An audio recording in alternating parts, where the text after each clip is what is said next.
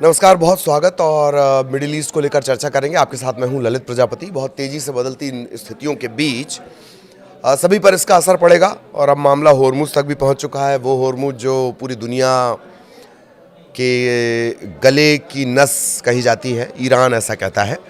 तो दरअसल वहाँ चल क्या रहा है, इन सब को लेकर बातचीत करेंगे। क्या जो जूइश लॉबी है, यहूदी लॉबी है, वो इतनी ज़्यादा पावरफुल हो चली है या वो इतनी ज़्यादा एग्रेसिव है कि अब अमेरिका अपने फैसले नहीं कर पा रहा है। अमेरिका फर्स्ट वाला अमेरिका अपने फैसले नहीं कर पा रहा है। और खामनेई का ये कह देना कि ठीक है, भेज दीजिए, क्या क्या भेजेंगे आप। एक पोत, युद्ध पोत आपने भेज ही दिया। यूएसएस जो लिंकन है, अब्राहम लिंकन है, वो आपने भेज ही दिया है। एक और युद्ध पोत आप भेज रहे हैं। उसके अलावा सारे लगभग 1/3 जो वारक्राफ्ट है उसका एक तरह से डिप्लॉय कर दिया गया ईरान में, ईरान के इर्द गिर्द। और खामनेई ने साफ कह दिया है, ट्विटर पर उन्होंने बात कही है कि ठीक है, आप भेज दीजिए, हम अपनी मिसाइल से उसको डुबा देंगे। ये बातें तब हो रही हैं, ये बातें उस दौरान कही जा रही हैं जबकि जेनेवा में एक महत्वपूर्ण चर्चा चल रही है। जेनेवा में शांति की बैठक हो रही है। तो सबसे पहले इसी को लेकर चर्चा करेंगे। जेनेवा में एक महत्वपूर्ण बैठक हुई कल, शांति को लेकर ये बातचीत चल रही है। अरागची एक तरफ हैं, विटकॉफ दूसरी तरफ हैं, और ओमान के जो मंत्री हैं वो मीडिएट कर रहे हैं। इन सब के बीच इस तरह के बयान आए हैं, अचानक इस तरह के बयान आए हैं। और ये संभवतः पहली बार है कि खामनेई इतना खुलकर बोले हैं, और वो भी पब्लिक फोरम में बोले हैं। ट्विटर पर भी बोला है उन्होंने, और दावा ये भी किया जा रहा है कि उन्होंने शायद किसी जलसे के दौरान भी ये बात कही है। एक बात और कि जो अरब मुल्क हैं या जो एंटी अमेरिका है जिन्हें बनाया गया है, उन सभी का ये मानना है कि रमज़ान जो बड़ा पवित्र महीना होता है, उस दौरान अमेरिका हमला करेगा। ये वहाँ के लोगों का एक प्री माइंड सेट है, चाहे वो फिर वहाँ के अधिकारी कह लें, वहाँ की सरकारें कह लें, वहाँ के सुप्रीम लीडर्स कह लें, या वहाँ के लोग कह लें। ईरान में भी कमोबेश ऐसी स्थिति है। और अब खामनेई का ये कहना कि ठीक है, आप भेजिए, क्या क्या भेजेंगे आप। ये तो उन्होंने ट्विटर पर लिखा है कि एक युद्धपोत आपने भेज दिया है, दूसरा तो आप इसे अपनी यानी एक लिमिट तय करने के लिए कहा गया है कि उस लिमिट को अगर क्रॉस करेंगे तो फिर हम अपनी मिसाइलों से उसको डुबा भी देंगे, हम उसे समुद्र के अंदर कर देंगे। इस तरह का ये ट्वीट किया गया है। और संभवतः पहली बार खामनेई की तरफ से, जो सुप्रीम लीडर हैं, उनकी तरफ से पहली बार ये बात कही गई है। अली खामनेई की तरफ से पहली बार इस तरह की कोई बात कही गई है, और वो भी पब्लिक फोरम में डंके की चोट पर कही गई है। तो क्या ये माना जाए कि ईरान पूरा मन बना चुका है। जानकार ये कहते हैं कि ईरान की कोशिश ये है कि वो अगर युद्ध जैसी स्थितियां होती हैं तो वो युद्ध को लंबा खींचेगा। लंबे युद्ध और अमेरिका की स्थिति, अमेरिका इस तरह के पैटर्न में रहा नहीं है। मैं ट्रंप के दौरान की बात कर रहा हूँ। मसलन डेल्टा फोर्स जाती है वेनेजुएला में, पूरा ऑपरेशन करके आ जाती है। B-2 बॉम्बर्स जाते हैं, वो जून में ईरान की जो परमाणु साइट्स हैं उन पर उन्हें तहस नहस करके चले आते हैं। इस तरह का पैटर्न रहा है। लेकिन अगर युद्ध लंबा खिंचा तो वो भी उस दशा में जबकि आपके अगल बगल, पूरे ईरान के अगल बगल आपके बेस बने हुए हैं, एयर बेस बने, मिलिट्री बेस बने, नेवल बेस बने हुए हैं। एक बात। दूसरी बात, आपके एक सबसे बड़ा युद्धपोत जो है अब्राहम लिंकन, चलता फिरता युद्ध का शहर जिसे मैं कहता हूँ, वो वहाँ पर खड़ा हुआ है, जो जद में है खामेनेई साहब की मिसाइलों के, वो वहाँ पर खड़ा हुआ है। साफ ये कर दिया गया कि टारगेट तो इजराइल भी होगा।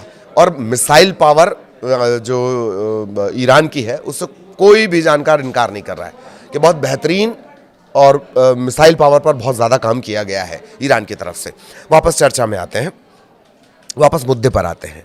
तो खामनेई की तरफ से ये कहा गया। एक और बड़ा बयान जो चर्चा में रहा है, लिंडसे ग्राहम हैं, ये सीनेटर हैं और बड़ा प्रो इजराइल इन्हें माना जाता है।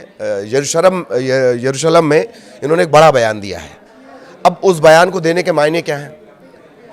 वो कह रहे हैं कि दुनिया की सभी जंग इजराइल तय करता है। यरूशलेम में ग्राहम बोल रहे हैं कि दुनिया की सभी जंग इजराइल तय करता है। तो क्या अमेरिका जंग नहीं चाहता है? इजराइल उस पर जंग थोपना चाहता है, पर अमेरिका की नीति तो हमेशा से अमेरिका फर्स्ट की रही है। यही ट्रंप है जो इलेक्शन कैंपेन में बोलते रहे कि हम युद्ध में अमेरिका को नहीं झोंकेंगे, अमेरिका को युद्ध में नहीं झोंका जाएगा, अमेरिका फर्स्ट की नीति रहेगी। क्या वो जूइश, अब दो ही बातें हो सकती हैं कि या तो अमेरिका की चल नहीं रही है, जूइश लॉबी, ये कहा जाता है कि जो यहूदी लॉबी है, जूइश लॉबी है, वो बहुत ज़्यादा मजबूत है अमेरिका के अंदर, और सारे इंपॉर्टेंट सेक्टर में है, फाइनेंस सेक्टर में है, डिफेंस सेक्टर में है। तो क्या ये माना जाए कि वो लॉबी इतनी ज़्यादा हावी हो गई है कि वो अमेरिका को अपने फैसले, ट्रंप को अपने फैसले नहीं लेने दे रही है। और या फिर ट्रंप भी ऐसा ही कुछ चाहते हैं, बस चेहरा किसी और का है।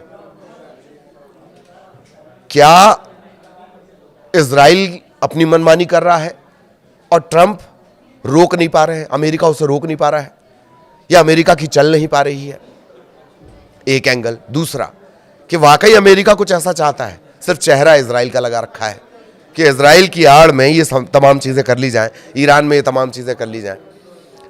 और टाइम बाय करने के पीछे बहुत सारे रीजन आपको बताए गए हैं। बोर्ड ऑफ पीस जो ट्रंप ने जो बनाया है, कहा जा रहा है कि यूएन को टक्कर देने के लिए इस तरह का एक बोर्ड बनाया गया है, उसकी एक महत्वपूर्ण बैठक भी है।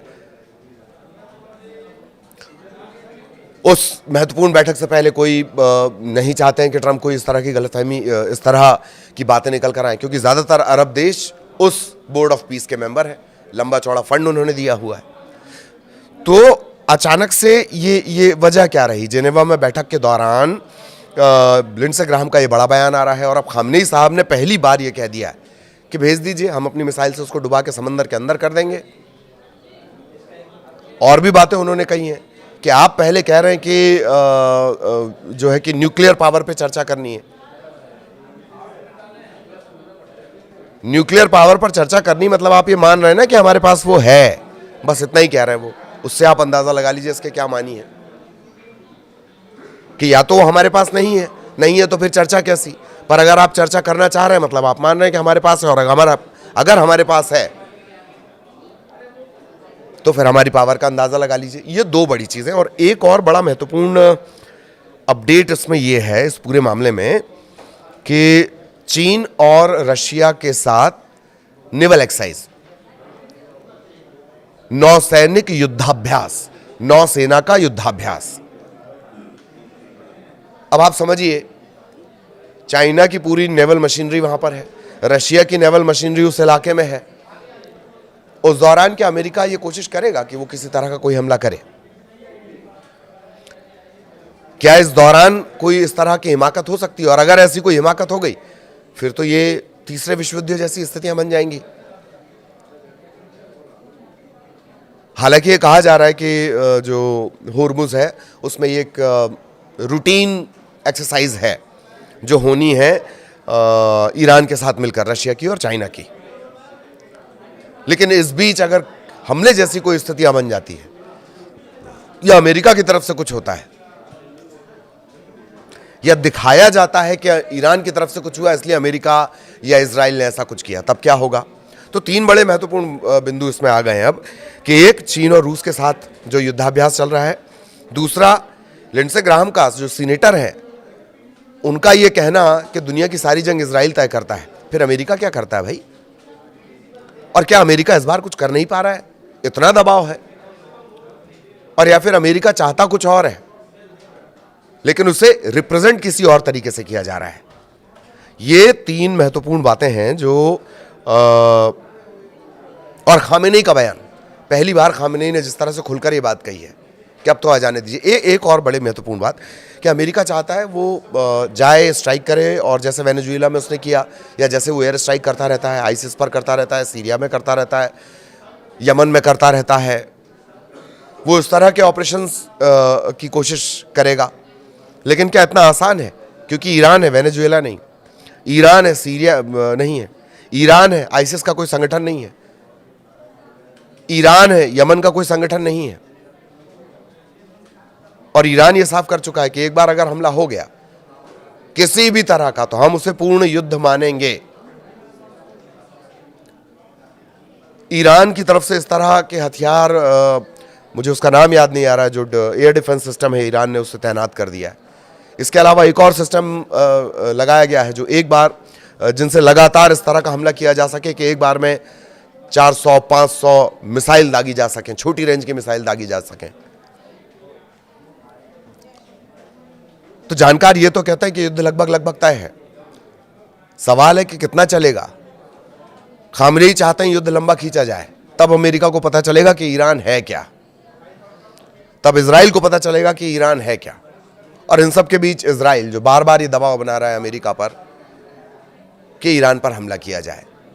तो दो ही बातें क्या इजरायली लॉबी इतनी मजबूत हो गई है, जूइश लॉबी इतनी मजबूत हो गई है कि अमेरिका अपने फैसले नहीं ले पा रहा है, और या फिर दोनों के रास्ते अलग हो गए हैं? लेकिन ऐसा तो होता नहीं, दोनों को सारी बातें पता होती हैं। बातचीत हो रही होती है, इजराइल हमला कर देता है, बातचीत हो रही होती है, अमेरिका हमला कर देता है, यही होता आया है। तो ये 3 से 4 बड़े महत्वपूर्ण अपडेट हैं। आगे भी इससे जुड़े अपडेट आप तक पहुंचाएंगे। नमस्कार।